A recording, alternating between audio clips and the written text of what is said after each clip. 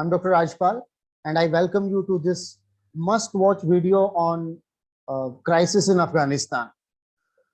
In this video, I'm going to give you a complete, concise, critical analysis of the article from the Hindu that is entitled "How Taliban Took Kabul Without a Fight."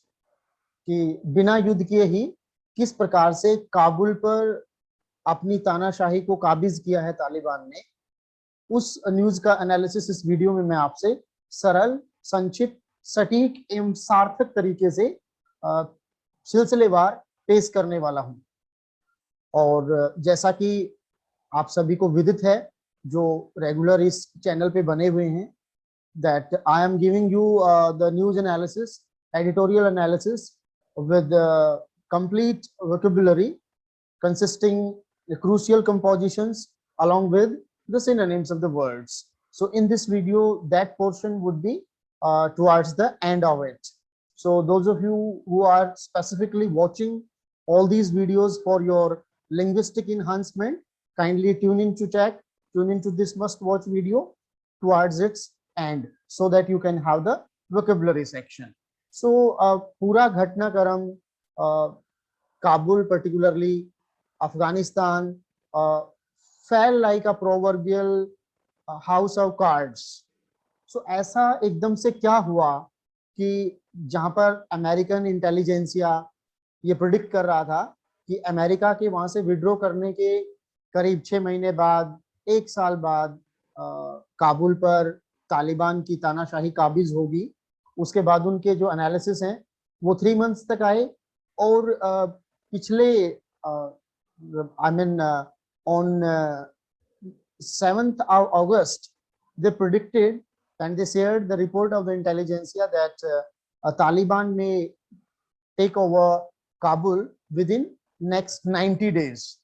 So वो 9-10 तारीख की जो खबर है उसके तुरंत बाद ही अगले 5 दिन में ही ऐसा क्या हुआ that all of a sudden Kabul and other major cities of Afghanistan fell like the proverbial house of cards. So what did that happen? How did that happen? ऐसा क्यों हुआ, कैसे हुआ? इस सब को जानने के लिए और किस प्रकार से तालिबान ने अफगान सैनिकों को जेब खर्ची दी, वो सारी जानकारी इस वीडियो में मैं आपसे साझा करने वाला हूं। साथ ही साथ जो प्रोविंशियल गवर्नर्स हैं अफगानिस्तान के, उन्होंने किस तरीके से सरेंडर किया है, न केवल अपने ऑफिस की चाबी उन्होंने दी है बट बुकेज के साथ में तालिबान इंसर्जेंट्स का उन्होंने वेलकम भी किया है। तो ये सारा घटनाक्रम किस प्रकार से हुआ है, इसको इस वीडियो में हम सिलसिलेवार रखने की कोशिश की जाएगी।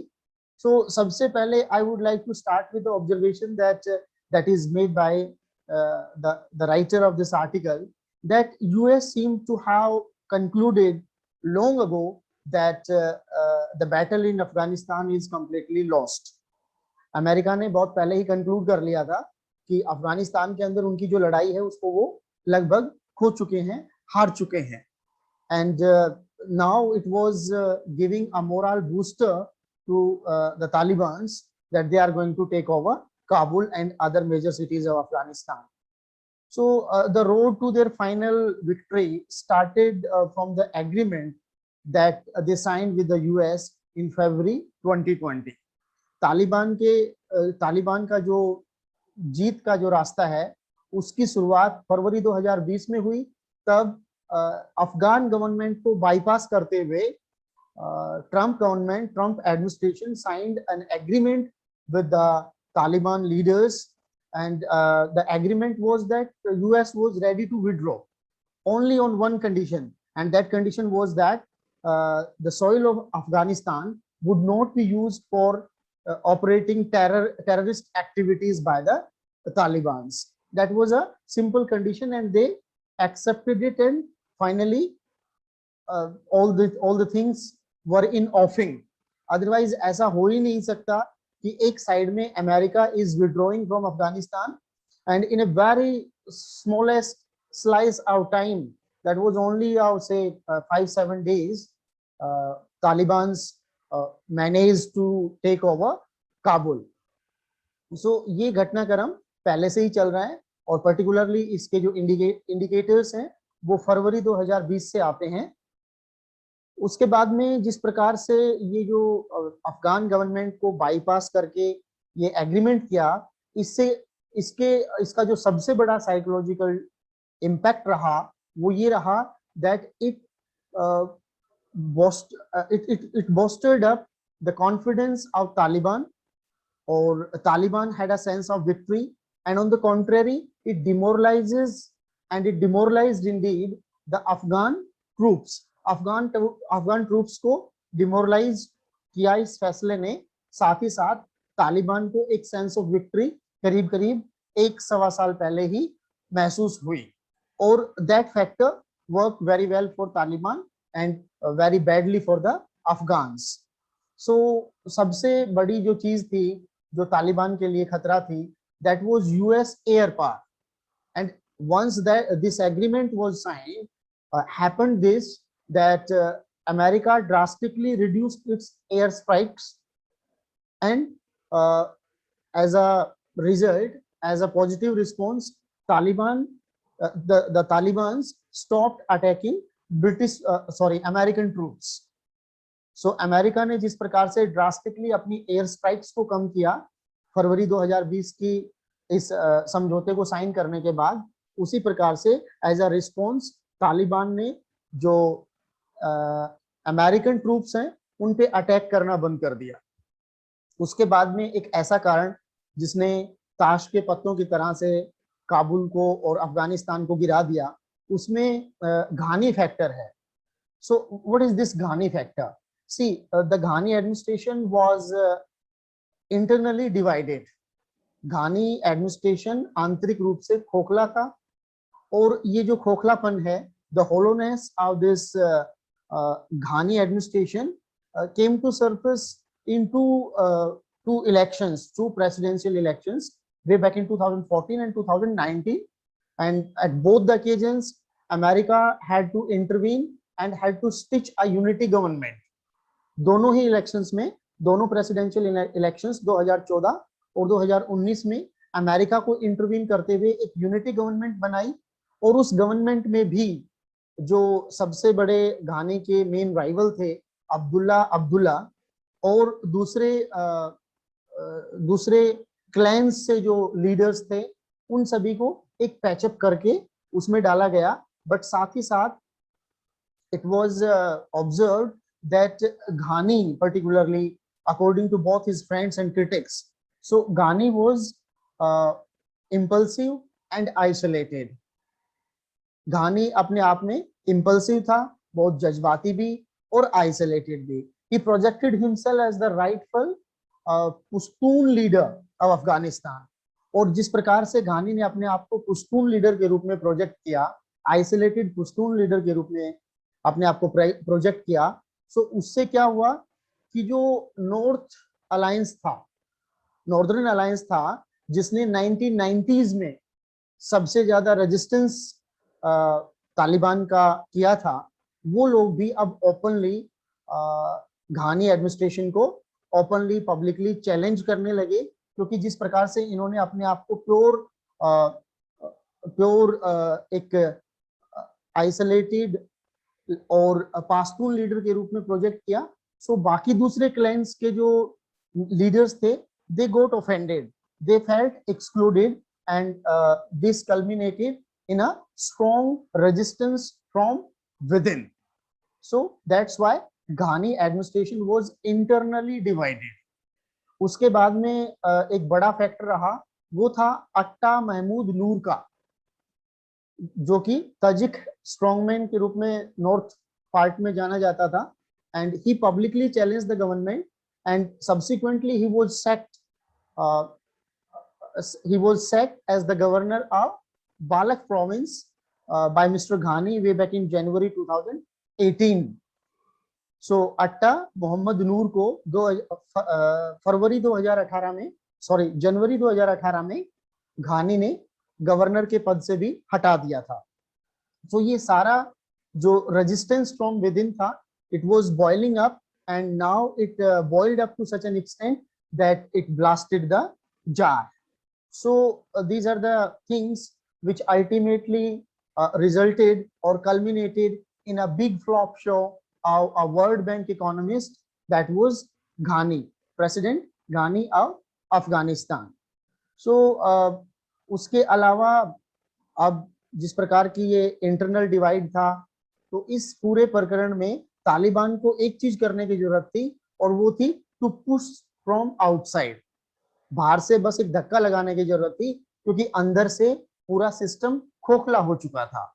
और जैसा कि अमेरिका ने प्रॉमिस किया था, American administration promised the Taliban that they would be commencing or they would be starting the withdrawal process from 1st of May.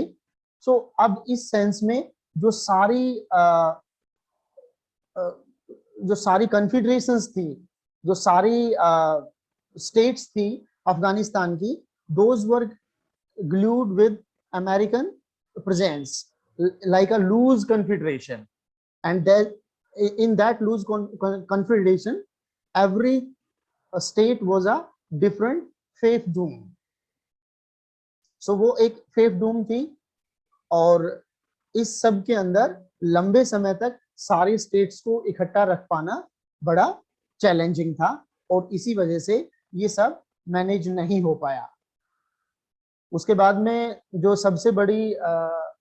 सबसे बड़ा डैमेजिंग पार्ट प्ले किया गया, that was by Biden administration again, and that was Biden withdrew not just American air support, Joe Biden administration ने न केवल जो air support था उसको विड्रॉ किया, but it also withdrawed intelligence agents and contractors who were serving Afghanistan war planes and helicopters.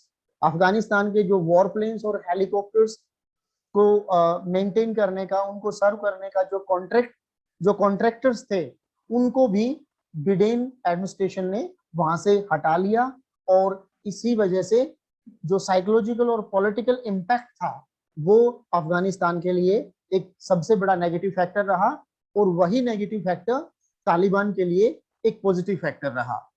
And it is also reported that Afghan pilots were assassinated from a report dated July 9th states that somewhere around 9 Afghan soldiers, 9 Afghan pilots were assassinated.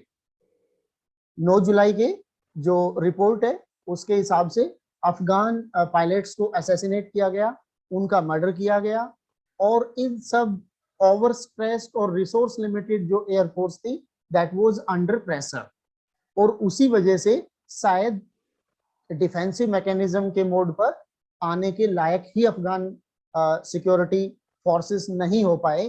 And the Taliban strategy was to take the rural districts first.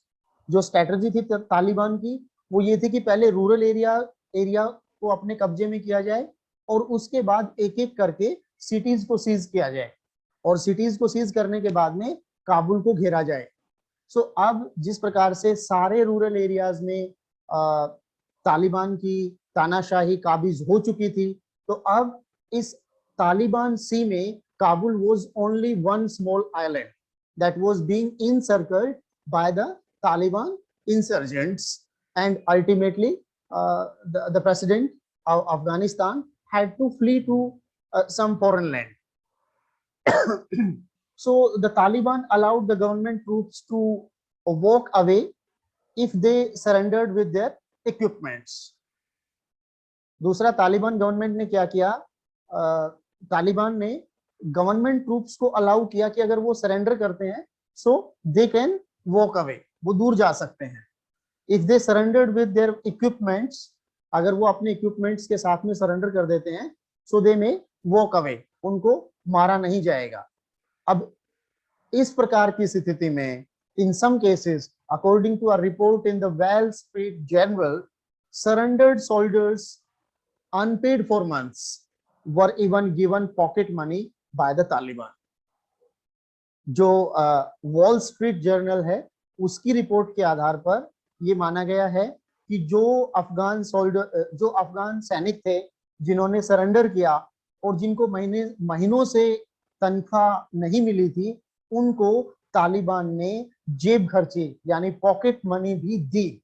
अब प्रश्न ये पैदा होता है कि तालिबान जिसकी खुद की आर्थिक स्थिति, आर्थिक आत्मनिर्भरता नहीं है, उसने इस प्रकार की पॉकेट मनी, इस प्रकार की जेब खर्ची किसके पैसे से दी? और अंदाजा लगाना बड़ा सहज है, ये टाइटल क्वेश्चन है कि किसके पैसे से तालिबान ने अफगान सैनिकों को जेब खर्ची दी। जाहिर तौर पे समझा जा सकता है कि particularly the countries, not countries, even one country came on the global stage and started legitimizing Taliban's action in Kabul. So एक तरफ जहाँ पे सिक्योरिटी काउंसिल की मीटिंग बुलाई जा रही है यूएनओ में, उससे जस्ट पहले एक कंट्री जो सिक्योरिटी काउंसिल का परमानेंट मेंबर है, and just removing the suspense, it's China. So China comes first to legitimize Taliban, and it starts its endeavors to get a global recognition to Taliban. So see how that is said, that is very well said, chor chor mosere bhai. So how one particular dictator country starts promoting another dictatorial regime, so in its infancy. So वो जेब खर्ची उदाहरण के तौर पर, और जो एक क्लियर हिंट है उसके आधार पे माना जा सकता है कि वो जेब खर्ची, वो पैसा जो तालिबान ने अफगान सैनिकों को दिया, वो शायद कहीं न कहीं ऐसा लगता है that came from China. So next is those who resisted were killed. और जिन्होंने सरेंडर नहीं किया अपने इक्विपमेंट्स के साथ में, जिन्होंने जेब खर्ची नहीं ली, उनको मार दिया गया. So जिस भी किसी ने प्रोटेस्ट किया उसको मार दिया गया. And in these particular circumstances, Afghan soldiers faced two choices: either to surrender and get paid the pocket money, or they have to be assassinated. The choice was only between saving themselves, having monetary gains on one hand, and getting killed on the other. So in the majority of the cases, Afghan soldiers, they opted for the first prudent choice.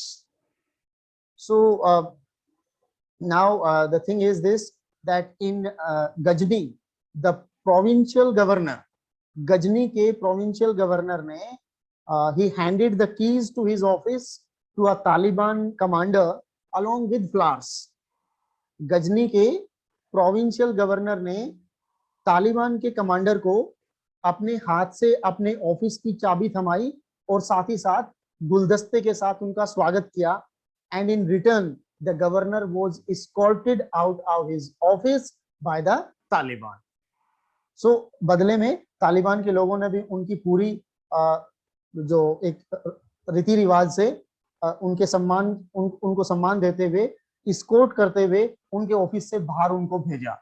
सो इस प्रकार के हालात कि एक side में जहाँ पे अफगान सैनिकों को जेब खर्ची दी जा रही है, दूसरी साइड में जो प्रोविंशियल गवर्नर्स हैं वो बुके के साथ में सरेंडर कर रहे हैं, साथ ही साथ जो इंटरनल एडमिनिस्ट्रेशन जो डिवाइडेड था उसके गैप्स और ज्यादा बढ़ गए. तो ऐसे हालात में काबुल का गिरना तय था.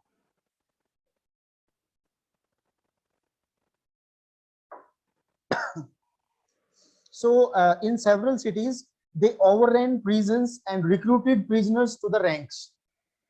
एक बड़ी घटना ये रही कि तालिबान के लोगों ने जो जेल्स थी उनमें जो कैदी थे उनको फ्री किया, और ना केवल उनको फ्री किया बल्कि उनको रैंक्स देकर रिक्रूट किया ताकि वो उनके लिए जो आजादी की मुहिम थी उसमें वो भागीदार हो सके. So Kabul became an island in the Taliban Sea, as I already discussed, and finally it had to fall in the Taliban hands. तो घटनाएं इसी प्रकार से चली. And by the evening, Mazar-e-Sharif in the north, one of the most anti-Taliban cities, Taliban को सबसे ज्यादा resistance देने वाली जो मजार-ए-शरीफ जगह है नॉर्थ के अंदर, वो भी शाम तक गिर गई. मतलब उस पे भी तालिबान ने अपना कब्जा कर लिया. एंड मिस्टर घानी knew that now time is up. और इस घटनाक्रम को देखकर घानी को भी लगा कि अब समय जा चुका है। And that's why on Sunday morning, that was 15th of August, he left the presidential palace for the US embassy. US embassy के लिए उन्होंने प्रेसिडेंशियल पैलेस को छोड़ दिया and where he spent a few hours, कुछ घंटे वहां पे बिताए। और उसके बाद में in afternoon with the group of his close aides he flew out of the capital. अपने कुछ नजदीकी लोगों के साथ दोपहर बाद वो कैपिटल से बाहर चले गए।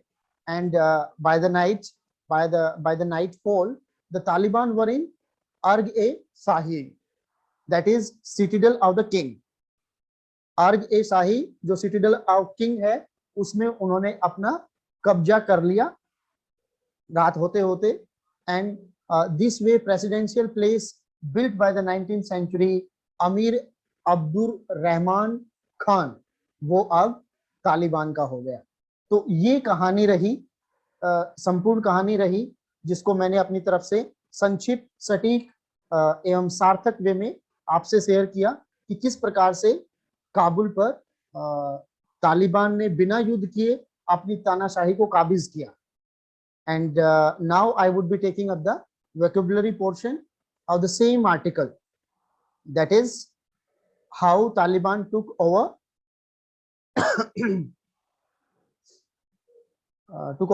Kabul without a fight. बिना युद्ध किए ही काबुल पर तालिबान ने अपनी तानाशाही किस प्रकार से काबिज की। The vocabulary portion is in comparison to other vocabulary sections it's smaller.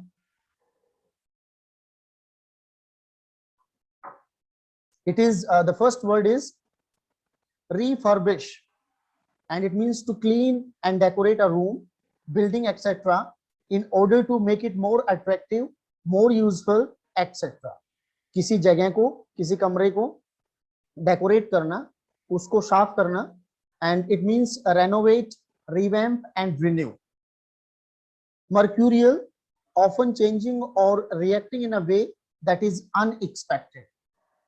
बार बार कोई चीज बदलती है और रिएक्ट किया जाता है एक अनएक्सपेक्टेड वे में, that is mercurial. And this is one of the characteristics of Ghani. Along with being impulsive and isolated, he has also been declared mercurial. Synonyms are volatile, capricious, unpredictable, and then insurgency, an attempt to take control of a country by force. Synonyms are dissent, mutiny, revolt. Impulsive, acting suddenly without thinking carefully about what might happen because of what you are doing. आप ये अंदाजा भी नहीं लगाते कि जो आप कर रहे हैं उसके बदले में क्या कुछ हो सकता है, और इस प्रकार से आप बिना सोचे समझे जो कुछ करते हैं, that is impulsiveness. And its synonyms are impetus, rash and hasty. Erstwhile, it means former. Its synonyms are bygone, late and previous. Seize, a military operation in which an army tries to capture a town by surrounding it and stopping the supply of food, etc. जब एक military operation में किसी town को हथियाना होता है तो उसको चारों तरफ से उसकी घेराबंदी करके और उसके अंदर जो फूड सप्लाई है और दूसरी जो एसेंशियल कमोडिटीज की सप्लाई है उसको बाधित कर दिया जाता है। And its synonyms are encirclement, roadblock and barricade. The last word from this article is assassinate. To murder an important or famous person, किसी प्रसिद्ध और महत्वपूर्ण व्यक्ति को का वध कर देना, उसकी हत्या कर देना, स्पेशली फॉर पॉलिटिकल रीजंस, राजनीतिक कारणों से अगर किसी प्रसिद्ध महत्वपूर्ण व्यक्ति का वध किया जाता है, that is assassinate. Its synonyms are slaughter, kill and slay. So this has been the vocabulary section, and this has been the article. This has been the close, critical, concise analysis of this news. I hope you must have enjoyed.